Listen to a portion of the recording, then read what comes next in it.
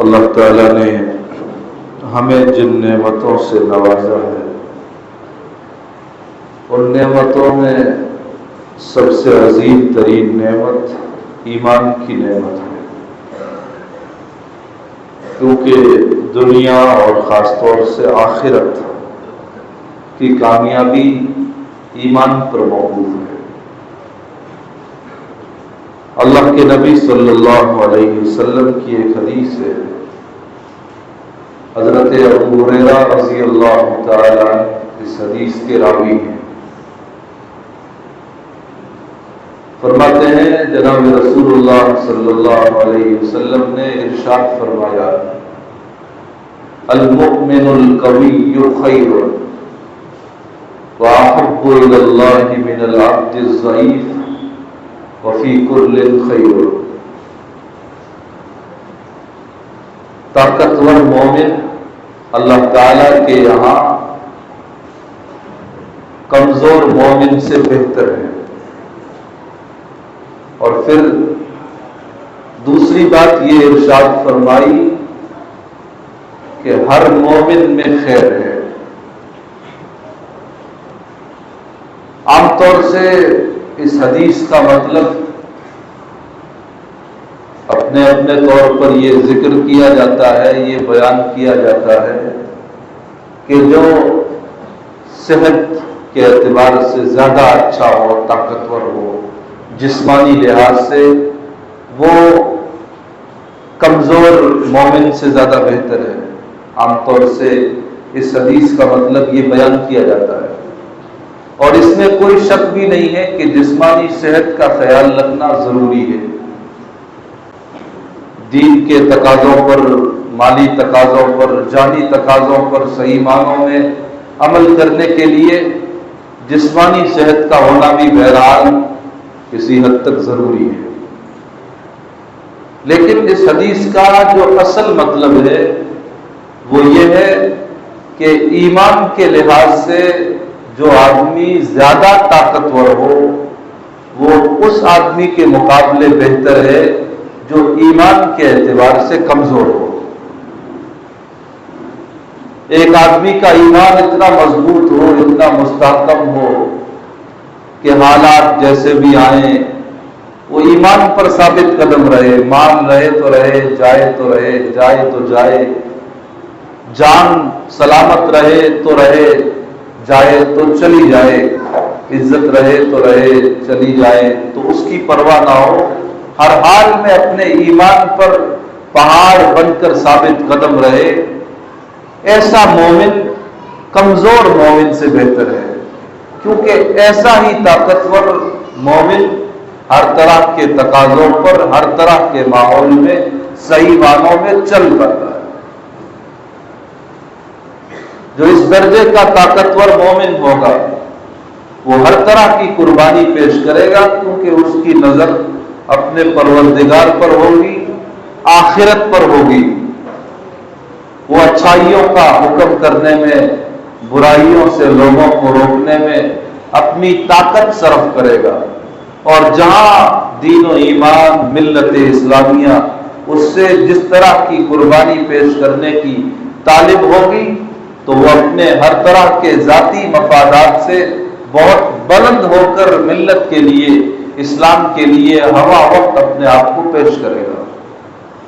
اور جو کمزور ہوگا، جس کی نظر دنیا کی چیزوں پر ہوگی، ذاتی مفادات پر ہوگی، ایمان کی اہمیت، آخرت کی اہمیت، اللہ کی عظمت، رسول اللہ کی محبت سے جس کا سینہ خالی ہوگا تو ظاہر ہے کہ وہ اس درجے میں قربانی پیش نہیں کر پائے۔ حضرت عبداللہ بن حذافہ رضی اللہ تعالی بڑے جلیل القدر صحابی گزرے ہیں۔ حضرت عمر بن خطاب رضی اللہ تعالی عنہ کے زمانے میں روم کے عیسائیوں نے انہیں قید کر کے اپنے بادشاہ کے پاس پہنچا دیا۔ بادشاہ نے ان سے کہا کہ عبداللہ تم عیسائیت قبول کر لو تو میں تمہیں آدھی بادشاہی دے دوں گا، روم کی آدھی بادشاہی دے دوں گا اور دوسرے اپنی شہزادی سے تمہارا نکاح کر دوں گا۔ تو عبداللہ بن حذافہ رضی اللہ تعالی عنہ نے فرمایا کہ آدھی روم کی بادشاہی نہیں، پورے عرب کا اگر مجھے بادشاہ بنا دیا جائے تو اس وقت بھی میں ایک پلک جھپکنے کے برابر بھی دین محمدی صلی اللہ علیہ وسلم کو چھوڑ نہیں سکتا۔ ساری زندگی عیسائیت قبول کرنا، ایمان سے پھر جانا، یہ تو بات کی چیز ہے، میں پورے عرب کی بادشاہی کے مقابلے میں ایک پلک جھپکنے کے برابر دین نہیں چھوڑ سکتا۔ یہ جواب سنا تو بادشاہ نے حکم جاری کر دیا کہ انہیں تختہ دار پر چڑھا دیا جائے۔ چنانچہ اس کے کارکنان نے، اس کے ملازموں نے حضرت عبداللہ بن حذافہ رضی اللہ تعالی عنہ کو تختہ دار پر چڑھا دیا۔ انہیں تختہ دار پر چڑھانے کے بعد چاروں طرف سے تیر اندازوں نے تیر برسانے شروع کیے، چاروں طرف سے ان کے جسم میں تیر پیوست کیے جانے لگے۔ تکلیف کی شدت کا کیا عالم رہا ہوگا۔ اور بیچ بیچ میں عبداللہ بن حذافہ سے پھر کہا جاتا رہا کہ دیکھ لو، عیسائیت قبول کر لو تو اس مصیبت سے بچ جاؤ گے، تمہیں ہم اب بھی چھوڑ دیں گے۔ اور وہ اس حال میں بھی انکار کرتے رہے اور یہ فرماتے رہے کہ ایمان نہیں چھوڑ سکتا، جو مرضی ہو جائے۔ تو بادشاہ نے حکم دیا کہ انہیں تختہ دار سے اتارا جائے۔ اتارنے کے بعد پھر ایک دوسرا حربہ انہیں ڈرانے کے لیے اور اختیار کیا گیا۔ تانبے کی ایک بڑی دیگ میں پانی لایا گیا اور اسے آگ پر گرم کیا گیا۔ جب وہ اچھی طرح سے گرم ہو گیا تو ایک مسلم قیدی کو لا کر اس میں ڈال دیا، اور دیکھتے ہی دیکھتے اس کی جان چلی گئی، ہڈیاں چمکنے لگی۔ تو بادشاہ نے کہا کہ عبداللہ بن حذافہ دیکھ لو، اب تمہارا بھی یہی حال ہونے والا ہے اگر عیسائیت قبول نہ کی۔ تو فرمانے لگے کہ اسلام نہیں چھوڑوں گا۔ تو بادشاہ نے حکم جاری کیا کہ انہیں اسی دیگ میں ڈال دیا جائے۔ جب دیگ کی طرف، کڑائی کی طرف انہیں لے جایا جانے لگا تو اس وقت عبداللہ بن حذافہ رضی اللہ تعالی عنہ کی آنکھوں سے آنسو روا ہو گئے۔ تو بادشاہ نے کہا کہ انہیں بلایا جائے۔ چنانچہ واپس بلایا گیا اور پوچھا گیا کہ اب بھی آخری موقع ہے، اگر ایمان سے پھر جاؤ تو اس مصیبت سے بچ جاؤ گے۔ تو عبداللہ بن حذافہ رضی اللہ تعالی عنہ نے جواب دیا، وہ ہم سب کے قیامت تک آنے والے مسلمانوں کے سننے سے تعلق رکھتا ہے، ان کا جواب عبرت حاصل کرنے سے تعلق رکھتا ہے۔ آپ نے فرمایا، میں اس خوف سے نہیں رویا ہوں کہ جان جا رہی ہے، دنیا سے روانہ ہو رہا ہوں، اس ڈر سے نہیں رویا ہوں، بلکہ میں اس لیے رو رہا ہوں کہ ایک ہی جان ہے جو کڑائی کے اندر جانے کے بعد، ابل جانے کے بعد نکل جائے گی۔ اے کاش کہ میرے جسم کے ہر روئے میں الگ الگ جانیں ہوتی اور میں ہر جان کو اللہ کے راستے میں اسی انداز میں، اسی طریقے پر نچھاور کر دیتا، قربان کر دیتا۔ میں اس تصور سے، اس خیال سے رو رہا ہوں، جان جانے کے خوف سے نہیں رو رہا ہوں۔ یہ جواب سنا تو بادشاہ حیران رہ گیا، اور اب اس بات، تم میری پیشانی کا بوسہ لے لو، ایک دفعہ میرے سر کو چوم لو تو میں تمہیں چھوڑ دوں گا، آزاد کر دوں گا۔ تو عبداللہ بن حذافہ رضی اللہ تعالی عنہ نے کہا کہ اس شرط پر تمہاری پیشانی کو بوسہ لے سکتا ہوں کہ مجھے بھی آزاد کیا جائے اور میرے جو دوسرے مسلم قیدی ہیں انہیں بھی میرے ساتھ آزاد کیا جائے۔ اس شرط کے ساتھ میں تمہاری پیشانی کا بوسہ لے سکتا ہوں۔ یہ شرط پوری کی گئی اور حضرت عبداللہ بن حذافہ رضی اللہ تعالی عنہ نے اس کی پیشانی کو بوسہ لیا، اور پھر یہ سارا قافلہ وہاں سے چھوٹنے کے بعد مدینہ منورہ روانہ ہوا۔ حضرت عمر بن خطاب رضی اللہ تعالی عنہ اس زمانے میں امیر المومنین تھے، ان کا دور خلافت تھا۔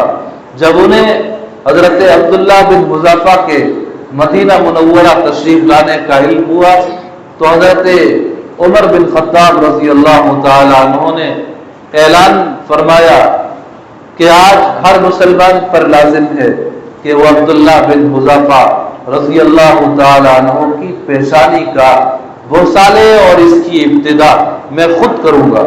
چنانچہ سب سے پہلے حضرت عمر بن خطاب رضی اللہ تعالی عنہ نے حضرت عبداللہ بن حذیفہ کی پیشانی کا بوسہ لیا کہ انہوں نے اپنی قوت ایمانی کی بنیاد پر بہت بڑا کارنامہ انجام دیا تھا۔ تو حضرت عمر بن خطاب نے ان کے اس کارنامے کو سراہتے ہوئے ان کی اس قوت ایمانی کی ان کو داد دینے کے طور پر ان کی پیشانی کا سب سے پہلے خود بوسہ لیا، اور پھر دیگر صحابہ نے ان کی پیشانی کو چوما ہے۔ تو یہ قوت ایمانی ہے جس انسان کو حاصل ہوتی ہے، اس سے پھر اس طرح کے بڑے بڑے کارنامے بارز وجود میں آتے ہیں۔ دوسری بات جو اس حدیث شریف میں فرمائی گئی وہ ہے وفی کل خیر، ہر طرح کے مومن میں خیر ہے۔ یہ ہر مومن کے لیے، ہر مسلمان کے لیے نبی اکرم صلی اللہ علیہ وسلم کا امید افزا تسلی بخش فرمان ہے۔ اس میں آپ فرماتے ہیں کہ کسی مسلمان کو اپنا دل چھوٹا نہیں کرنا چاہیے۔ جو مسلمان ہے، جو مومن ہے، چاہے وہ کمزور ہو چاہے وہ طاقتور ہو، طاقتور ایمان کو اللہ سے طلب کرنا چاہیے، لیکن اللہ کے حبیب فرماتے ہیں کہ جو مومن ہے، چاہے وہ طاقتور ہو چاہے وہ کمزور ہو، بہرحال وہ اپنی جگہ پر بہتر ہے، غیروں کے مقابلے افضل ہے، کیونکہ آخرت میں جو کامیابی ملے گی وہ ایمان کی بنیاد پر ملے گی۔ جو رائی کے دانے کے برابر بھی ایمان بچا کر لے جائے گا تو روز محشر اسے کامیابی ملے گی۔ ہو سکتا ہے اپنے گناہوں کے پاداش میں، اپنی برائیوں کی وجہ سے کچھ وقت کے لیے، کچھ عرصے کے لیے اسے جہنم میں جانا پڑے، وہاں کی آگ میں جلنا پڑے، لیکن وہاں کی آگ میں جل کر گناہوں سے، برائیوں سے پاک صاف ہو کر مدت دراز کے بعد ہی صحیح آخر وہ جنت میں آئے گا، جو رائی کے دانے کے برابر بھی ایمان بچا کر لے جائے گا۔ اس لیے اللہ کے حبیب اس حدیث کے آخر میں فرماتے ہیں کہ جو مومن ہے وہ بہرحال اپنی جگہ پر بہتر ہے اور غیروں کے مقابلے افضل ہے، ان لوگوں کے مقابلے افضل اور بہتر ہے جو نعمت ایمان سے مکمل طور پر محروم ہے۔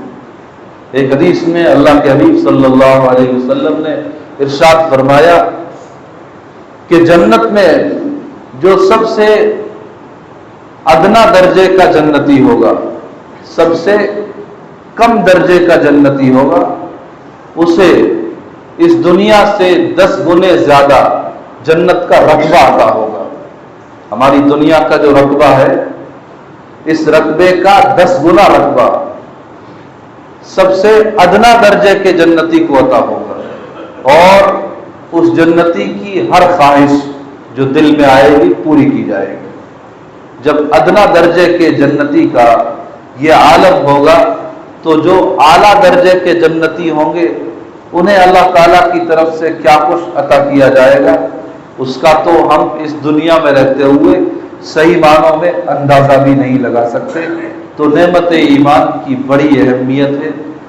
ہم سب کو اپنے ایمان کو بنانے کی، بچانے کی، سنوارنے کی، یہ کس طرح طاقتور ہو، اس کے لیے شکلیں اور تدبیریں اختیار کرنے کی، دینی ماحول میں اپنے آپ کو زیادہ سے زیادہ رکھنے کی کوشش کرنی چاہیے، اور اپنی نسلوں کو، اپنی اولاد کو ایمان پر ثابت قدم رکھنے کی اور ایمانی بنیادوں پر ان کی تربیت، ان کی دیکھ ریکھ میں ہمیشہ مشغول رہنے کی اللہ تعالی ہم سب کو توفیق عطا فرمائے، اور جب وقت آخر آئے تو کلمہ طیبہ پڑھتے ہوئے اور قرآن شریف کی آیات کی تلاوت کرتے ہوئے اللہ تعالی ہمیں اس دنیا سے روانہ ہونے کی توفیق مرحمت فرمائے۔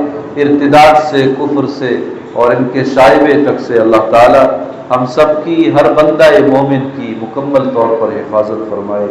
وآخر دعوانا ان الحمد للہ۔